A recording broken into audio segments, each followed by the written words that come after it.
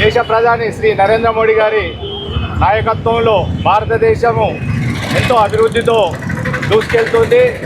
దానికి ఉదాహరణే నిన్న gas cylinder పైన 200 రూపాయలు తగ్గించడం జరిగింది. అదేవిధంగా ఉజ్వల సంబంధించినటువంటి కనెక్షన్ ఏదైతుందో దానిపైన 400 రూపాయలు తగ్గించడం జరుగుతుంది.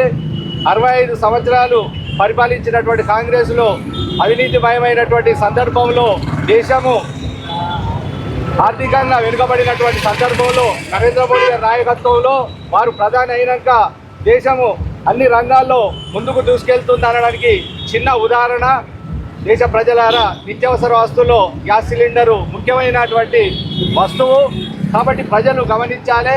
ఎవరితోటైతే ముఖ్యంగా దేశం అభివృద్ధి చెందుతుందో, ఆర్థికంగా బలపడుతుందో వాళ్ళనే, ఆ పార్టీనే, భారతీయ జనతా పార్టీని గెలిపించుకోవాల్సినటువంటి అవసరం ఎంతైనా ఉందని దేశ ప్రజలకు, రాష్ట్ర ప్రజలకు, జగిత్యాల ప్రజలకు మరొకసారి నరేంద్ర మోడీ గారు దించినటువంటి సిలిండర్ ధర పైన వారికి జగిత్యాల తరఫున మేము ధన్యవాదాలు తెలియజేస్తున్నాం. జగిత్యాల ప్రజలందరికీ కూడా రాఖీ పండుగ సందర్భంగా అందరికి కూడా శుభాకాంక్షలు తెలియజేస్తా ఉన్నాను. మరి మన ప్రియతమ ప్రధానమంత్రి నరేంద్ర మోడీ గారు గ్యాస్ సిలిండర్, డొమెస్టిక్ గ్యాస్ సిలిండర్పై 200 రూపాయలు తగ్గించడం జరిగింది. ఇది అందరికీ కూడా వర్తిస్తుంది.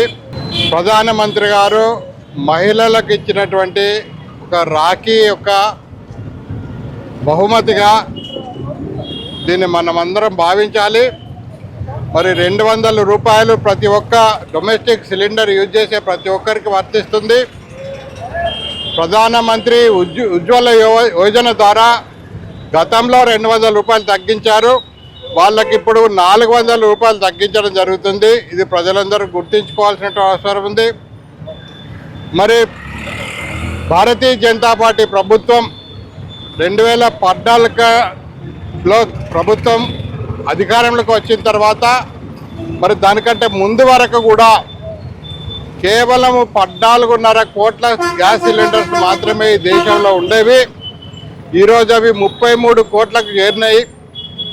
ప్రధానమంత్రి ఉజ్వల యోజన పథకం ద్వారా 9,60,00,000 గ్యాస్ సిలిండర్లు పంపిణీ చేయడం జరిగింది.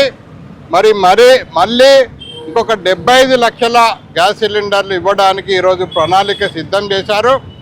దీంతో పాటు మొత్తము 10,35,00,000 గ్యాస్ సిలిండర్లు మరి ఉజ్వల యోజన పథకం ద్వారా పేదవాళ్లకు అందించినటువంటి ప్రధానమంత్రి నరేంద్ర మోడీ వారికి మనందరం కూడా కృతజ్ఞత తెలియజేద్దాం. మరి అదేవిధంగా అనేక సంక్షేమ పథకాలు అట్టడుగని ఉన్నటువంటి వాళ్లకు ఫలితం అందే విధంగా రూపుదిద్దడం జరుగుతూ ఉంది. మరి దాన్ని చిత్తశుద్ధితో చేసినప్పుడు మాత్రమే దానికి ఫలితం చిట్ట చివరిలో ఉన్నటువంటి కడు పేద వర్గీయులకు అందరికీ అందే అవకాశం ఉంటుంది.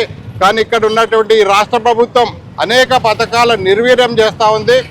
మరి కేంద్రం ఇచ్చినటువంటి పథకాలను డైరెక్ట్గా ఉపయోగించకుండా ఆయుష్మాన్ భారత్ పథకం కావచ్చు, మరి అదేవిధంగా ప్రధానమంత్రి ఆవాస్ యోజన పథకం కావచ్చు, మరి దాన్ని మార్చి ప్రధానమంత్రి ఆవాస్ యోజన పథకాన్ని 2 బెడ్రూమ్ హౌసెస్ కింద మార్చి ఇప్పటి వరకు ఎవ్వరికి కూడా మరి 2 బెడ్రూమ్ హౌసెస్ ఇవ్వలేనటువంటి పరిస్థితి ఉంది.